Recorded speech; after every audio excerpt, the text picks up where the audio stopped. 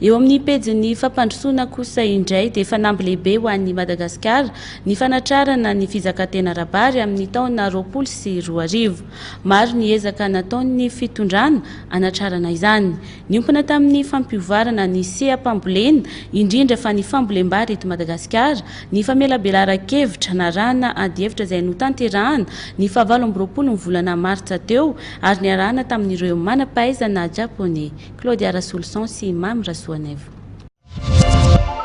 Misy ny ezaka tao mba anatsarana ny vokabary ary fanamby lehibe ny anatrarana ny fizakantena ara-bary amin'ny taona 2024 ary ny osombotry ny ranomasimbe indian'ny Madagasikara amin'ny taona 2024. Raha nambaran'ny ministra eo anivon'ny fiadidinan'ny Repoblika misana ny fambolena sy ny fiompiana nandritra ny famelabelaran-kevitra nokarakarain'ny JICA na ny agence japonaise de coopération agricole dia tokony ho feno ny fepetra mba anatrarana io tanjona io.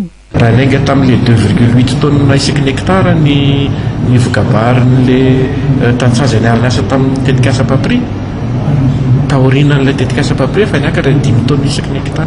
Itsika nefa raha eo 3,5 tonnes isaky ny hektara eo fotsiny ny salanisan'ny tamin'ny vokabaritsika manerana Madagasikara dia mahatratratsika sy fanamby zay. Io nefa mila rano vezina, mila zezika, mila masomboly voafatina ary mila famatsivana. Zay no mahatonga ministera mamelona an'ireo toerana famokarana masomboly izay an'ny ministera ny fambolena. Tsy hoe akory ny ministera ny amokatra masomboly ndray fa miara-miasa amin'ny setra tsy miankina amin'ny famelomana azy ireo.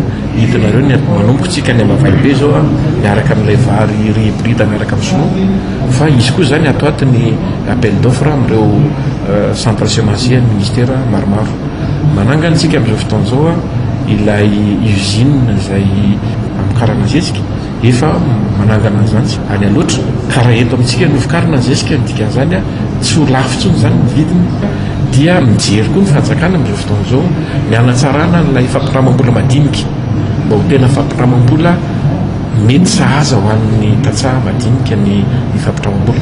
Feno zany ny fepetra ahafahantsika manatratra n'izay fanampy zay.